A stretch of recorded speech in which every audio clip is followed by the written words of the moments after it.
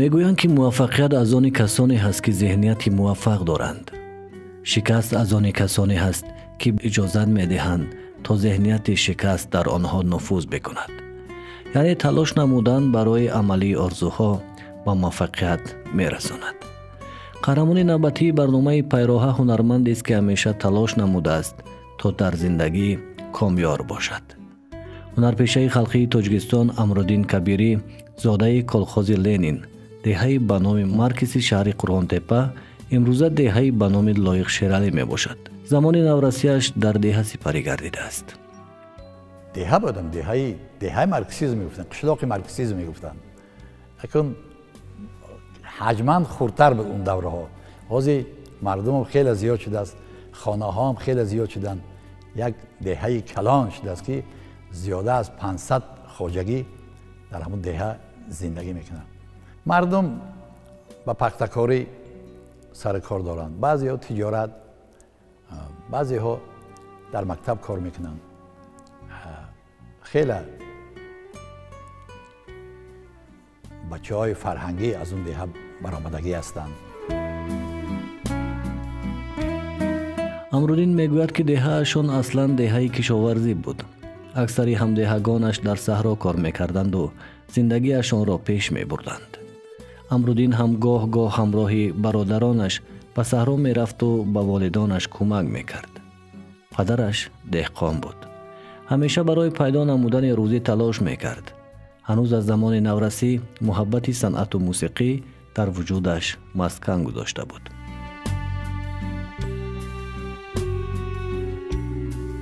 نخستین دانش را در مکتب رقم 30 شهر قرغن‌تپه گرفته است. این درگاه مکان به حساب می رود که امرالدین قدم به قدم به آرزوهایش نزدیکتر می شد. محبت و صمیمیت استادانش وجودش را فرا گرفته است که تا حال یادشان می کند. محض در مکتب چگونه نواختن رباب را معلمان برایش یاد می دهند.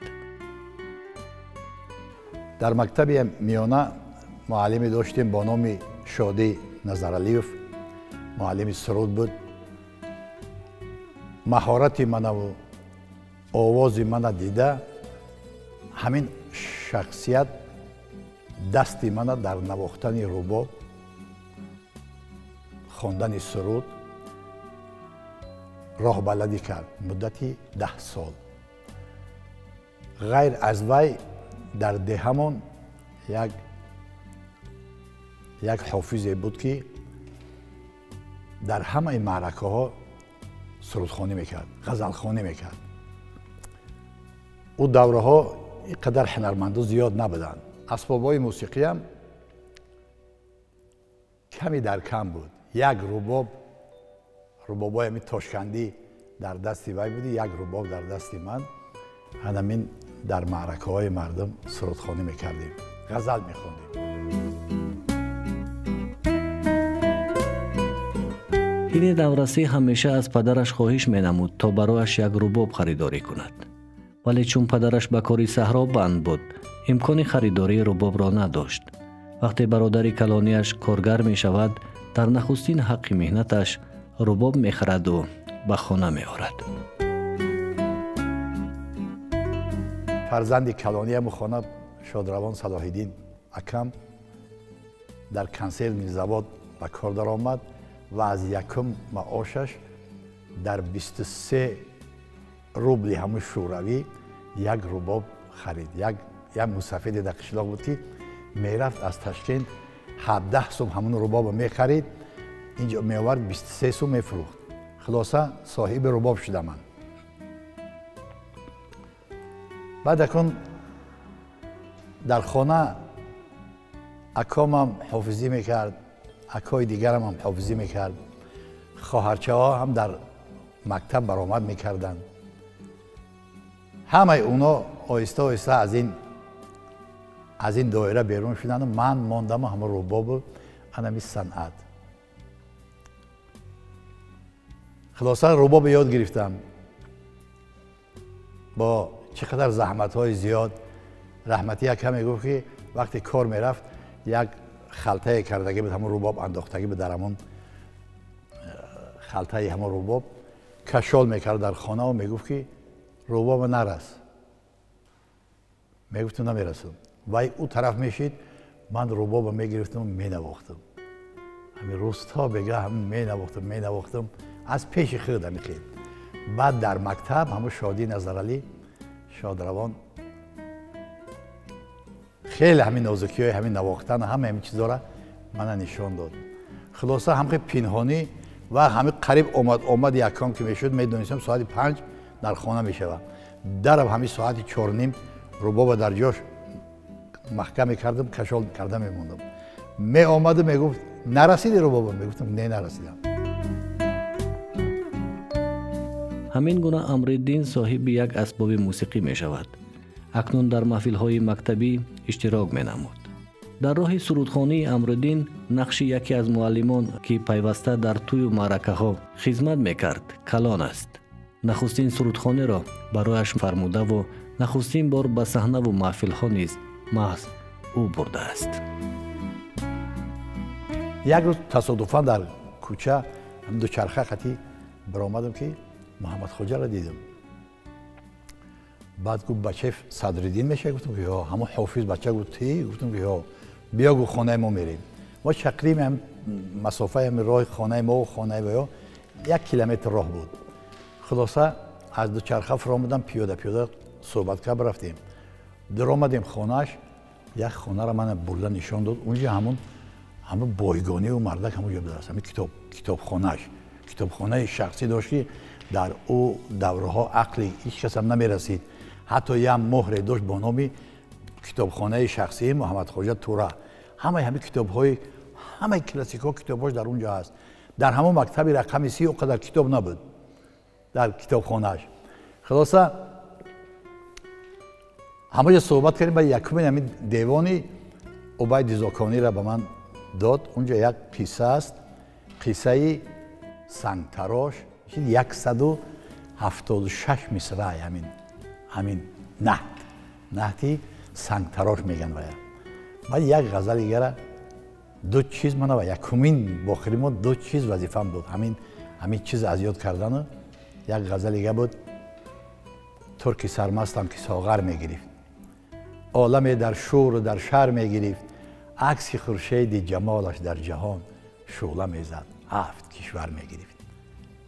از ذوق بلند در بالای دوچرخه 16 مصرع بود همین غزل عبید زاکانی. تا خانه را در بالای دوچرخه من از یاد کردم همین 16 مصرع. دویم روز بعد محمد خواجه همین آهسته آمد خانه ما. آمد بعد یک دهلیز داشتیم در همون شدیم. گفت کنی از یاد کردی؟ یکان همون چیزا رو از یاد کردی؟ گفتم که اکا گفتم هر دوش از یاد کردم. چخیل رو هر دوش از یاد کردی؟ من خیلی آزمایش کرده بینی. بعد رباب کنی گفت بگیم رباب قطعی بخونم. همین رباب قطعی شیطه قطعی رحمتی پدرم گوش کردن با یک دسته همسایه آمد و گوش کردن. همین نهت قطعی همون غزل هر دوش خوندم. دیگه در تعجب مون که اینقدر ذوقی بلنده. بعد با تربیه ما شروع کردم.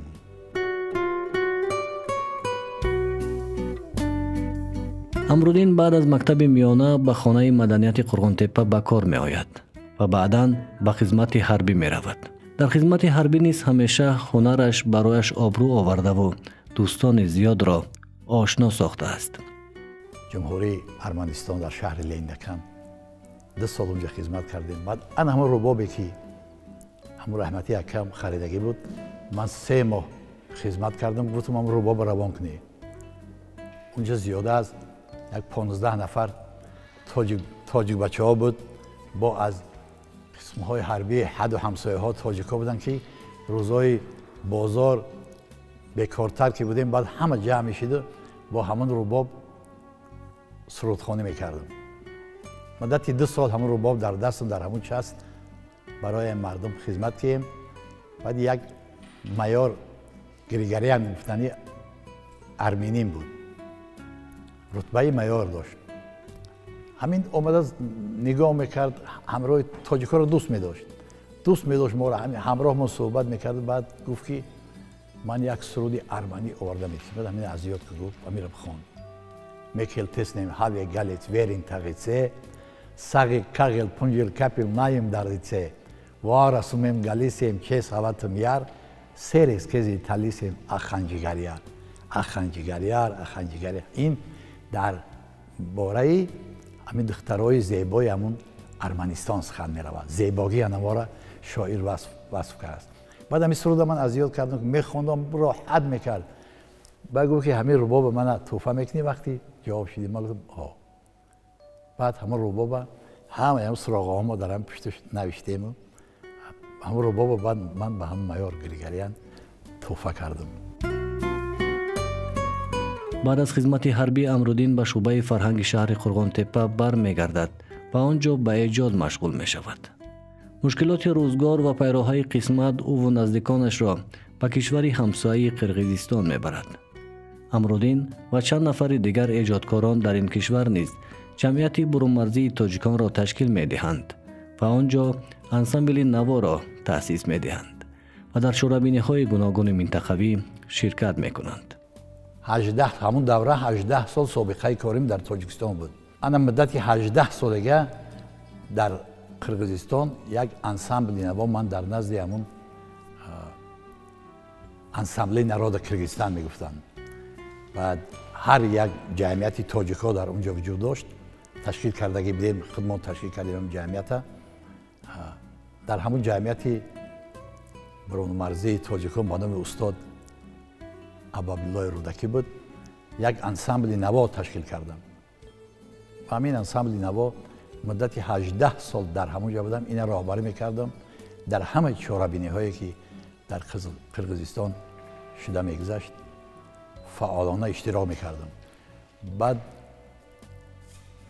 یک نفر یا دو نفر ارتیستی خدمت نشان داده از مردم اویغور و از مردم ازبک همینا فقط هم دو نفر عنواندار بود من سیوم نفر بودم همکاری ما از زمان یک مهاجرت موقت ما که در قرقیزستان بود شروع گردیده بود و بیش از 200 شعر مرا متن اشعار مرا اون کس با آهنگ آوردند و میخونند متن سرودها حتی پاره‌های از منظومه ها و داستان که در رپرتوار امرالدین کبیر جای دارند مثلا منظومه به شکل مصمتی کپک دری رو حتی با آهنگ در آوردند و به استثنای بعضی از بندهایش آن را میخونند آن را حتی به یک صورتی یک تئاتری در آوردند و چندین شعر دیگر رو سلسله غزل ها رو شعرهایی که به موضوع وطن دوستی بخشیده شدند شعرهایی که به مراسم های تقویمی آید هستند مثلا مثل نوروز و چندین شعرهای دیگر رو میخونند. در یکی از سفرهای کاری پیشوای ملت محترم امام علی رحمان با تاجیکان برونمرزی صحبت می آرایند و از هنرمندی امرالدین کبیری آگاه می گردند. همزمان دعوت می نمایند تا به وطن برگردند و برای وطن خدمت نمایند. همین گونه امرالدین با دیگر نزدیکانش به وطن برمیگردد و با کمک حکومت خانه آباد می کند. بعد جناب عالی دعوت کردند که یک گل هیچ وقت گلستان نمیشه. وطن آباد است، تنج است. بیا اینجا اگر بلبل باشی این مردم سخنی تر نمیفهمند. ما از همون سال رفتگی فقط همین آرزو همین بود که امسال گشتن بریم تاجیکستان. خلاصه بعد با دعوتی هم جناب عالی گشتیم تاجیکستان آمدیم. کودکارم گرفته آوردیم همراه آمده بود جناب عالی بود در همون ولایت آخری کردیم قطعی و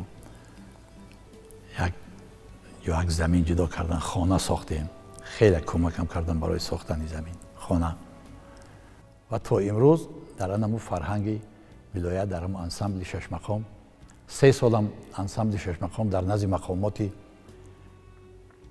فرهنگ ولایت بود. بعد در نزد مقامات حکومتی ولایت تأسیس داده شد. 3 سال همون انسامبل شش مقام راهبری کردم. سالهای اول فعالیت بیشتر ترانه‌های ظفر ناظم و دوست مراد علی را می‌خواند. بعداً با پیشنهاد ظفر ناظم و جورابک مراد برای سبک خاصه تلاش می‌کند و موفق هم می‌شود.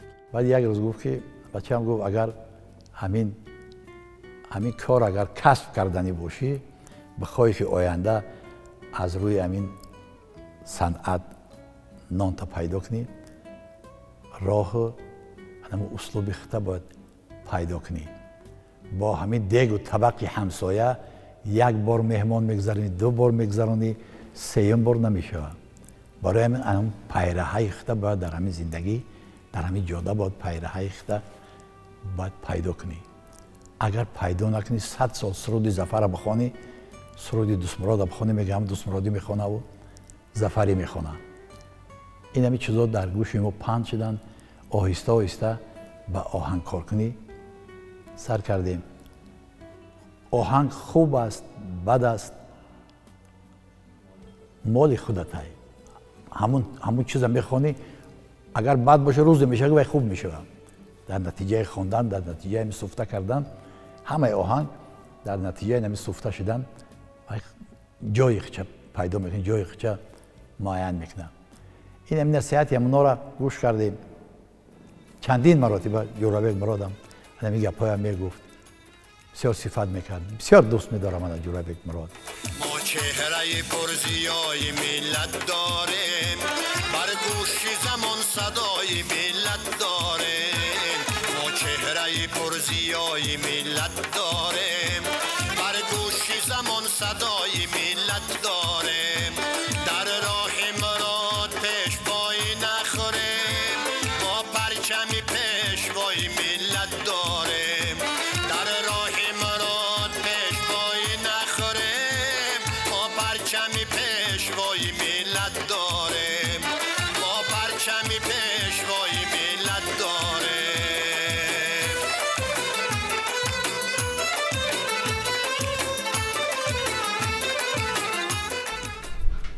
هنرمند خلقی تاجیکستان امردین کبیر یکی از حافظان معروف شناخته شده و محبوب معاصر ما هستند که شنوندگان خود را دارند و تعدادشان هم کم نیست. حتی کسانی هستند که پیوسته هر سرود امردین کبیر را من به چشم خود دیدم ثبت میکنند و در بایگانی خود حفظ می نمایند و همچنین حفظ بایگانی سرودهایش رو، سرودهای امردین کبیر رو من در دست چند نفر دیدم. خب در همه جا در بزم‌های مردمی، در برنامه‌های دولتی، حتما اکثر برنامه‌های دولتی، برنامه‌های فرهنگی رسمی ملی سرودهای امردین کبیر صدا میدهند با حضور خودش و شاگردانش و کسانی هم هستند که سرودهای او رو پیروی میکنند، میخوانند. زمانی بود که با شهر کلوب سفر کردیم با استاد امردین کبیری و همونجا بسیار صحبت از نزدیک کردیم درباره زندگی، درباره شخصیت، درباره همین خصلت‌های نیکش همونجا یعنی خبردار شدیم که چگونه انسان هستند و درباره هنرش عموما گپ نیست، چون که هر جشنی که ما قید میگیریم از نوروز سر شده تا با وحدت تا با استقلالیت تا با روز زبان درباره هر یک جشن سرودی نو ایجاد میکند، زمزمه میکند و از طرف مخلصان خیلی خوب پذیرفته شده است، برای که بحر مخلصان یعنی وش بسیار وسیع هست، ایجادکاریش حتی نهت میخوند، نصیحت نامه میخوند. طول 50 سال می شود که امردین کبیر هنرمندی می کند. در رشد صنعت تاجیک سهم می گذارد. ترانه‌هایش موضوعهای گوناگون زندگی را فرا گرفته و در دل مردم جا شدند. در شعبه فرهنگ شهر قرون‌تپه از هنرمند عادی تا به وظیفه دیرکتور خانه مدنیت رسیده و فعالیت کرده است. همزمان راهبری انسامبل شش مقام قرون‌تپه را نیز به عهده داشت. در نزد انسامبل شش مقام یک محفلی استاد و شاگرد تشکیل از سال 14 ما تشکیل کرده بودیم. همین چیزا تا امروز این عمل کرده است.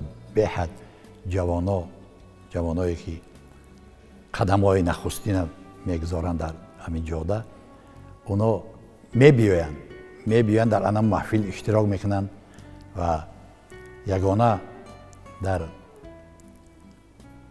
ولایت متخصصی که دایر به شش مقام همین حیدبای یوسف راهبر موسیقی را به عهده دارد. حاضرم در همون دوره من همون راهبر موسیقی بود. همین مردم را جمع کرده، همین جوانا را درسی همین شش مقام میگن، راه روش خواندن شش مقام نشان میدن، موسیقی شش مقام نشان میدن و متخصصی خوب است خودش. خلاصه انمی خیلی یک در همین محفل خیلی همین جوانای زیاد امروز هم شکرانه عمل کرده ایستادن. از راه آل سامان آمد پیامی وحدت، با یاد جامی جمع شد لبریز جامی وحدت. از راه آل سامان آمد پیامی وحدت،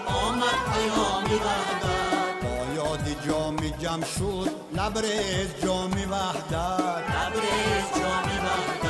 با آسمان و پیوست آوایی روشنی دیل، با آسمان و پیوست آوایی روشنی دیل. از نور بامدادی غرقید شامی وحدت، از نور بامدادی غرقید شامی وحدت. وقتی که در باره زبان میسراید من اولی بیادم نیست چگونه سخن داشت، لیکن من گوش کردم آهنگش حتی همین خیلی یعنی من فکر کردم که شاید با استاد صحبت کنم همین آهنگ رو به من تقدیم کنند، حتی همین خیلی فکرم دارم ولی با استاد نگفتم. در باره زبان که میسراید بسیار معقول است به من و در باره استقلالیت چندین سرودها، در باره وطن عزیز، در باره تاجیکستان بسیار سرودهای بسیار با درجه عالی ایجاد کرده است و زمزمه میکنه و میسراید به من بسیار معقول است. و در سفرم در حقیقت یک مرد هنر است، بسیار انسان است، بسیار خصلت‌های خوب دارد و در باره زندگی خانه با من خیلی یعنی نقل کردم بسیار عجایب است، چون که هنرش بسیار خوب هست، بسیار هر روز هر دم معلوم است که ایجاد میکند. همین را من درک کردم وقتی که در هر یک ثبت های تلویزیون و هر یک برنامه که سرودی نو میسرد، از اینجا معلوم است که یعنی شب و روز مهنت میکند، ایجاد میکند. همیشه در راه ایجاد کوشش نموده است تا از ادبیات کلاسیکی و معاصر تاجیک استفاده برد و بهترین غزل‌ها را به آهنگ کشیده باشد. این راهبری در انسامبل شش مقام در جلب جوانان صاحب هنر تلاش نموده و آنها را به صحنه‌های بزرگ راه بلدی نموده است. کلوار ترانه‌هایش بسیار بای است، زیرا همیشه ایجاد می‌کند، آهنگ می‌آفرد و در تولید ترانه‌های نو تلاش می‌نماید. امردین کبیر اولین که از حافظان نسبتاً کمشمار امروز ما هستند که میتوانند بر مبنای وزن شعر آهنگ رو از آن بیرون آورند. یعنی کمتر هستند شمار آنهایی که خودشان تشخیص دهند که کدام شعر برای کدام آهنگ مناسب است. یعنی کار کمپوزیتوری هم میکنند. تقریبا همه سرودهایی که امردین کبیر میخونند آهنگشان رو، آهنگ آن شعرها رو هم، آن سرودها رو هم خود ایجاد کردند و قسمی از اونها رو در یک کتاب مخصوص با ادوارنگاری هم چاپ کردند که اونجا ادوارشون هم آورده شده است. اینها آهنگ‌های مؤلفی خودی امردین کبیر هستند. خدمت‌هایش از جانب حکومت جمهوری تاجیکستان قدردانی شده‌اند. اولا او را سال 1991 با عنوان ارتیست خدمت نشان داده تاجیکستان و بعدا سال 2009 با عنوان هنرمند خلقی تاجیکستان لایق دانستند. می توان ترانه های بخارا، نوروز، هر نفس، فدای آنان، خردمند، دل را به تو دادم، طمع، کوهستان، به جنت، تو نیم منی، مولای زمان، دلم بر رودکی سوزد، صحرای گلپوش، هستی بزرگان، اندیشه ها، عاشقان، تاجیکستان و دههای دیگر را همچون بهترین آثار هنرمند نام برد.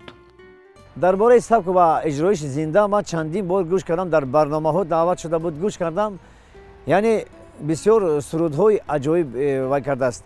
حتی سرودهایش یعنی در موسیقی از اکتاو کلان عبارت است. بسیار اوجوی کلان هم زمزمه میکند، ایجاد کرده است، میسراید. بسیار سرودهای اکتاو یعنی هر کس نمیتونه سرودهای یعنی ویش بلند است. بسیار با درجه عالی زمزمه میکنه، بسیار ایجادیاتش خوب است. من فکر میکنم باید که شاگردانی که او دارد، باید که نسل جوانی که امروز اگر به او تکیه کند بسیار یعنی در جاده هنر، در جاده صنعت برکت مییابد، با نقطه های زیرین میرسد. کسی که یعنی ابو ایجادیاتی و سرودوی استاد گوش کند از جوانانی که در این راه، در راه صنعت اگر فکر میکنیم که همین راه انتخاب کردن، یعنی استاد برای اون جوانان یک راهنمای است.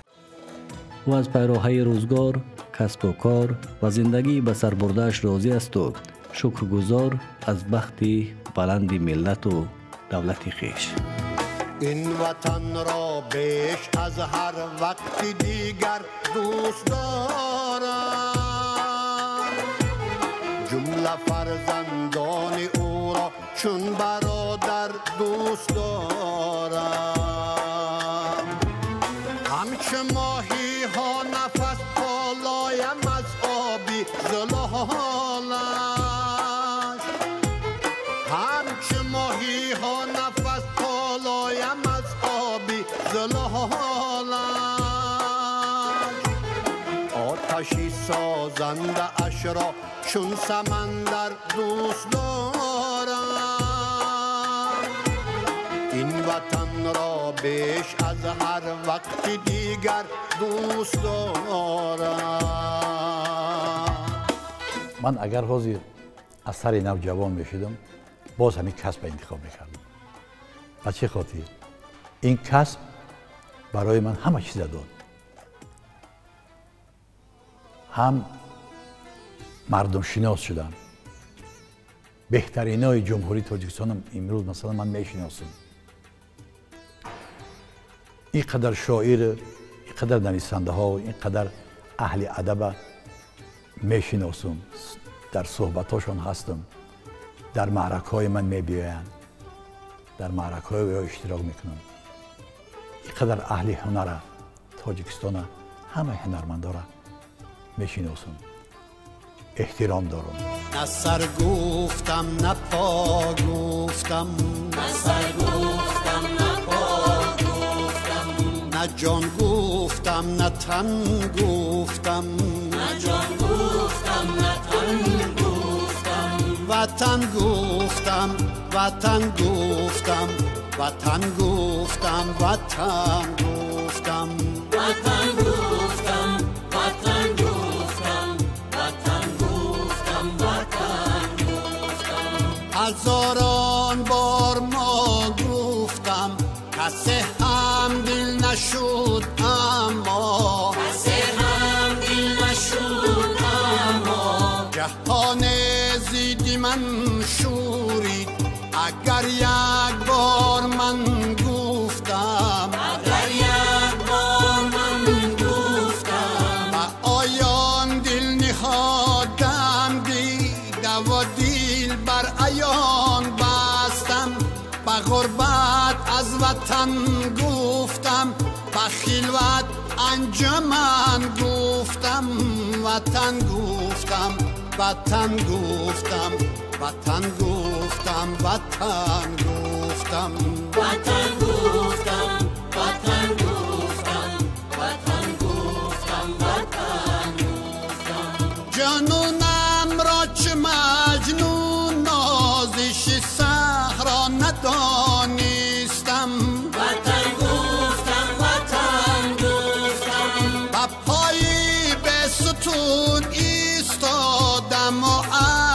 محکم گفتم وطن گفتم وطن گفتم زبانی شمعی طبعم گاه دامانی دل گیرد مبادا که پشیمان گردم از آن که سخن گفتم پشیمان نیستم هرگز سخن چون از وطن گفتم وطن گفتم وطن گفتم وطن گفتم وطن گفتم وطن گفتم وطن گفتم وطن گفتم وطن گفتم نه سر گفتم نه پا گفتم نه سر گفتم نه پا گفتم نه جان گفتم نه تن گفتم نه جان گفتم نه تن گفتم